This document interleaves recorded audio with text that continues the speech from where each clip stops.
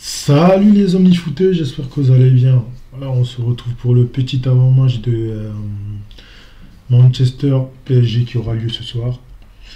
Le match le plus important de la saison, hein. Parce que là, ce soir, un match nul, c'est pas un bon résultat. On va même pas parler d'une défaite.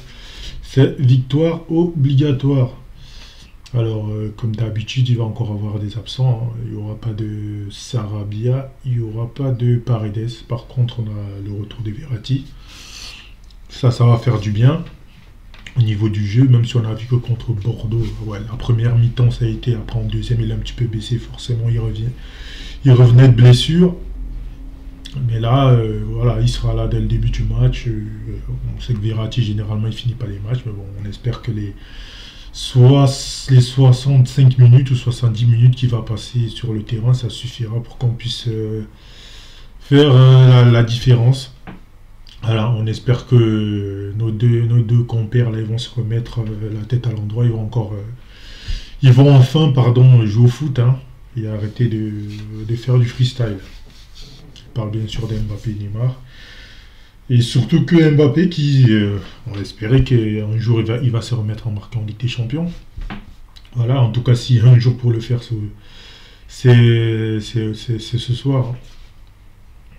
Et en face, voilà, on a Cavani, Cavani bien sûr qui va vouloir prendre sa petite revanche entre guillemets, bien sûr. Il va falloir faire attention à lui, mais le mec le plus important, le plus dangereux en face, c'est Bruno Fernandes, hein. Il va falloir l'empêcher de jouer, même si c'est pas évident. On a vu qu'à l'aller, même si on l'avait pas trop vu, mais les quelques ballons qu'il avait eu nous ont fait mal. Ça a permis de lancer Rashford. Je crois que c'est lui qui lance Rashford sur le but qui marque. Donc bref, il va falloir faire gaffe à lui. Et sinon, Manchester, la défense, il y a des choses à faire, hein. Surtout si c'est Maguire qui joue, mais bon, je me demande s'ils vont pas faire comme ils avaient fait à l'Ali. Ils avaient mis un petit jeune là. Twanzembe, je crois, oui, c'est ça. Ils avaient préféré mettre Twanzembe justement parce qu'ils ont eu peur de la vitesse de Mbappé et Neymar. Donc c'est pas exclu que Solskjaer fasse la même chose. Ou alors qu'il passe carrément une défense à 3. On ne peut pas savoir. Tout est envisageable, soit un 4-3, soit une défense à 3. Il peut très bien le faire. Surtout qu'eux, un match nul, ça leur va. Donc je pense pas qu'ils vont se lancer à l'attaque, hein. Ils vont surtout observer, hein, et puis voir comment ça se passe. Ils vont essayer de profiter des espaces qu'on va éventuellement les laisser comme à l'aller, quoi, hein, où ils ont joué complètement en contre. Donc je pense que ça va être à peu près ça. Donc voilà, donc ce soir, comme j'ai dit, il n'y a pas 36 solutions, il faut gagner le match. Parce qu'un match nul, ça t'amène à faire des calculs à la dernière journée. Et surtout, tu auras plus ton destin pour le coup entre tes pieds. Donc voilà, il faut gagner. Après, le meilleur truc, ce serait de gagner 2-0, mais même 1-0, ce serait déjà une victoire, ça serait déjà bien. Ça nous permettrait d'envisager que la première ou la deuxième place, hein. Voilà. Donc, on espère qu'ils vont enfin se réveiller. Voilà, déjà, j'ai regardé plutôt la conférence de presse de Verratti. Apparemment, ils ont parlé ce week-end dans le vestiaire, se sont dit les choses. Bon, c'est pas trop tôt. Se sont dit des choses, même ils se rendent compte que ce qu'ils produisent actuellement, c'est minable. Surtout ce qu'ils ont produit contre Bordeaux, c'était n'importe quoi. Donc voilà, on espère qu'ils ont vraiment retenu la leçon. Voilà, moi j'aimerais que ce soit sur la durée, mais je me fais pas d'illusions, hein. On sait que la forme physique, ça va pas revenir tout de suite. Donc j'ai peur que ce soit, ils vont se motiver peut-être sur un ou deux matchs, là, juste avant la trêve, parce qu'on a Montpellier ce week-end aussi, qui est une équipe qui est plutôt en forme en ce moment.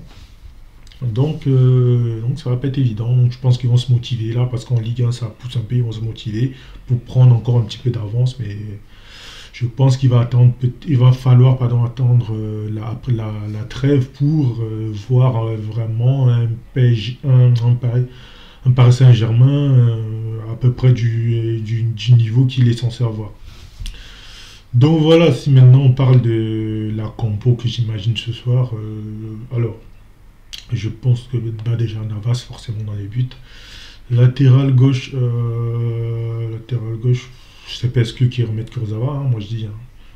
Parce que là, il va falloir quand même attaquer. Et Baker, il est bien pour défendre. Alors que ça va, il a les défauts qu'il a, mais offensivement, c'est meilleur quand même. En défense centrale, bah forcément la défense titulaire, hein, Marquinhos, Kimpembe.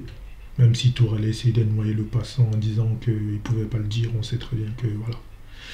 Et puis latéral droit, Florenzi devant la défense, a priori, moi je préférais. Non, non, on va dire Danilo Pereira. Plus haut, moi je mettrais Paredes et Verratti. Parce que certes, Rafinha et Verratti c'est séduisant sur le papier, mais en Ligue des Champions, voilà, Rafinha, on a vu que dès qu'il y a du contact en face, c'est compliqué, c'est un artiste, il faut qu'il ait le ballon dans les pieds, il n'aime pas courir après. Donc, je préfère mettre moi Rafinha, pardon, Verratti et puis Paredes. Et devant, bah, devant le gros problème. Malheureusement, il y en a un qui doit sortir et moi, je vous donne ma compo à moi, mais je ne suis pas sûr que c'est ce que Tourelle il va faire. Donc Mbappé et puis Neymar sur les côtés, même s'il me fatigue en ce moment ces deux-là, mais bon, pas le choix. De toute façon, Tourelle n'a pas le choix non plus, il est obligé de les mettre.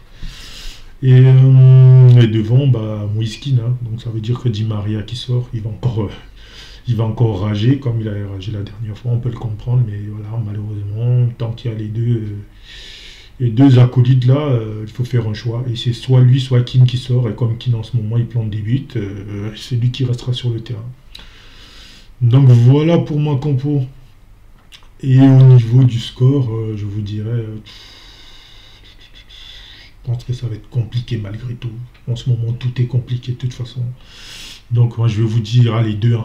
Voilà, une victoire 2-1, un but de Keane encore, et un but de Marquinhos, allez, au bon souvenir du Final 8, un but sur corner, et puis voilà. Et puis de leur côté, je sais pas, peut-être un but de Bruno Fernandes, tiens. Voilà pour mon pronostic, et puis ma compo, tout ça, tout ça. Écoutez, du coup, si la vidéo t'a plu, tu lâches ton petit pouce bleu, tu commentes, tu partages, tu t'abonnes si ce n'est déjà fait, sans oublier d'activer la clochette de notification. Et puis nous, on se dit bah, à demain pour débriefer tout ça et en espérant la victoire, bien évidemment. Allez, c'était Franck, tu passes une bonne journée, tu passes une bonne soirée. Et puis, à demain du coup. Ciao.